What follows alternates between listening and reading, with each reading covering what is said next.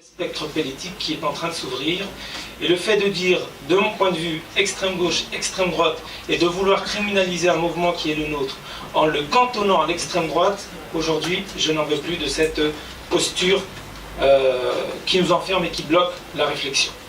Maintenant, j'ai deux messages à donner, mais avant peut-être de venir à mon message personnel, je vais lire le courrier qu'a écrit à destination de cette conférence de presse le Cheikh Zakaria. Le Cheikh Zakaria Siddiqui commence son courrier comme suit.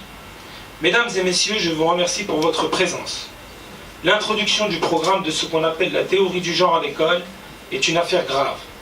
En dépassant ses prérogatives et en souhaitant s'immiscer dans la transmission de valeurs privées qui ne relèvent pas de ses fonctions, l'institution scolaire se substitue à la mission parentale. C'est une dérive à laquelle je ne peux souscrire et encore moins soutenir, ni du point de vue éthique, ni de celui des idées. En tant que musulman, je crois en effet à une vision de l'homme et de la femme qui est basée sur une conception de la famille. Noyau fondamental de tout groupement humain, le cadre traditionnel de la famille et de la complémentarité des sexes doivent être préservés. La confusion des genres, à laquelle nous faisons face depuis de nombreuses années, est une évolution inquiétante. Mais le plus inquiétant est que cette inversion des valeurs est aujourd'hui destinée à être enseignée dès l'école maternelle et primaire. Cela n'est pas acceptable et nous devons, tous ensemble, nous élever pour signifier notre refus de voir l'école et les enfants être le champ expérimental d'études confuses et non abouties. Nous refusons de compromettre l'avenir des générations futures, un avenir déjà compliqué. Il y a des limites à respecter. Et permettez-moi de faire comprendre mon avis par cette parabole issue de notre tradition islamique. Celui qui les respecte comparé à celui qui les transgresse ressemble à ces gens qui tirent au sort pour se réserver des places à bord d'un bateau. Certains obtiennent le pont supérieur et d'autres vont à l'entrepont. Lorsque ces derniers ont besoin d'eau, ils doivent nécessairement passer par le pont supérieur. Afin de ne pas déranger ceux du pont supérieur, ils suggèrent de creuser un trou dans leur partie du bateau. Et si ceux du pont supérieur les laissent faire, tout le monde fera naufrage. S'ils les en dissuadent, tout le monde sera sain et sauf. Je ne peux malheureusement être physiquement des vôtres aujourd'hui, mais je me joins au mouvement transversal qui est en train de naître et dont cette conférence en est l'illustration. Je ne partage pas toutes les opinions de ceux qui sont autour de cette table. J'ai même des oppositions frontales avec certains d'entre eux sur d'autres sujets. Mais en ce qui concerne l'inviolabilité du cadre scolaire et la préservation de l'éducation de nos enfants, je me dois de soutenir les initiatives qui vont dans le bon sens. Celle-là, la JRE, en est une, et je suis persuadé qu'ensemble, nous arriverons à faire reculer ce dispositif qui a été introduit en catimini et dont il faut éviter qu'il ne se généralise dès l'année prochaine. Il y a dans les sociétés des repères fondamentaux auxquels il ne faut pas toucher. Ces repères sont des balises qui structurent la pensée des jeunes générations. L'altérité sexuelle en est une. De même que le respect des individus, le partenariat homme-femme dans la complémentarité et l'équité, le refus des discriminations, ce sont des piliers de toute société qui doivent être préservés. Il ne faut pas toucher à ces éléments fondateurs, car c'est l'ensemble de notre maison commune qui risque de chavirer. Je soutiens donc l'initiative qui est proposée dans le cadre de cette conférence, qui tient à faire retirer l'enseignement du genre à l'école. J'espère que ce mouvement qui a été impulsé ces dernières semaines grandira. En ce qui me concerne, je mettrai toujours l'intérêt de l'enfant au cœur de mes préoccupations. C'est dans cet esprit que je prends part à cette dynamique. Avec tous mes respects, bien à vous, Cheikh Zakaria Siddiqui. Donc voilà pour le courrier du Cheikh Zakaria, qui est donc diplômé de l'université d'Al-Azhar et docteur en droit.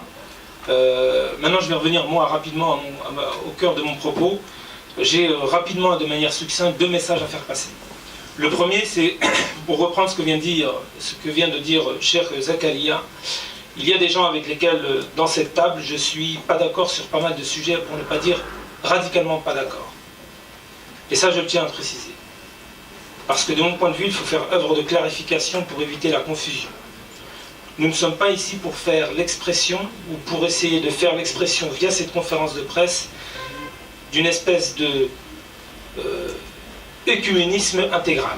Non, nous voulons tout simplement sur un sujet donné, un sujet important, un sujet d'une grande importance qui est la préservation de l'enfant et la préservation du cadre scolaire pour éviter qu'il ne soit l'otage de théories et de lobbies qui n'ont rien à y faire, nous souhaitons faire converger nos efforts sur un point précis. Donc sur ce sujet-là, nous sommes d'accord, mais sur d'autres, nous préservons nos désaccords. Ceci étant, je le dis à dessein parce que je vise également, au-delà par l'intermédiaire de ces vidéos, une partie de ma communauté qui serait peut-être surpris, pour ne pas dire heurté, de nous voir aujourd'hui faire cette convergence-là. Et je dirais à cette partie de la communauté que je la comprendrai, mais je la comprendrai à moitié. Parce qu'il faut faire aujourd'hui preuve de discernement. Aujourd'hui en France, depuis maintenant plusieurs années, comme ça a été évoqué tout à l'heure, nous avons l'introduction progressive et pernicieuse de théories qui sont en train de miner ce que nous avons en commun. Et ce que nous avons en commun, c'est cette préservation du cadre traditionnel de la famille. Nous refusons cette espèce de changement de paradigme civilisationnel. Et nous sommes ici pour pouvoir porter ensemble sur un sujet précis, et j'insiste dessus, sur ce sujet de la préservation de l'enfance, sur la préservation de l'école, nous voulons faire preuve de convergence. Donc ça, c'était le premier élément qui était, de mon point de vue, très important à signaler. Le deuxième élément, c'est de dire que nous voilà aujourd'hui à la croisée des chemins. Je pense que c'est peut-être la première fois, en tout cas moi, dans mon parcours de militant, que nous pouvons esquisser, notamment avec des croyants chrétiens, les contours d'une espèce de lutte, de combat partagé à partir de valeurs communes. Je prends l'occasion de cette espèce de mouvement qui a été initié via les JRE pour pouvoir, comme l'a fait Ahmed Mittar avant moi, comme l'a fait Cheikh Zakaria, comme l'a fait Tarek Merdi, comme l'a fait Albert Ali, de renvoyer à la communauté musulmane ce message. Il faut aujourd'hui faire preuve d'émancipation politique, se libérer des paternalismes traditionnels de gauche qui nous a enfermés dans un certain spectre de l'offre politique. Aujourd'hui, nous devons être complètement indépendants et à partir de notre référentiel islamique, qui doit être la boussole de notre orientation politique, nous pouvons, avec des croyants, notamment chrétiens, et c'est ce qui en est aujourd'hui l'illustration, faire, à partir de la question de la défense de l'enfance, l'un des principaux chevaux de bataille pour notre engagement militant. Et je dirais pour conclure que, peut-être que ceux qui commenteront à l'extérieur, cette plateforme nouvelle de mobilisation décriront, ou plutôt disqualifieront ceux qui sont autour de cette table comme étant des réactionnaires, comme étant des conservateurs, comme étant des ultra-conservateurs. Oui, non seulement je m'en fous, mais je vais plus loin. Et j'ai envie de renverser le schéma accusatoire, en leur disant que le progrès, c'est parfois de savoir dire non, et de savoir dire stop.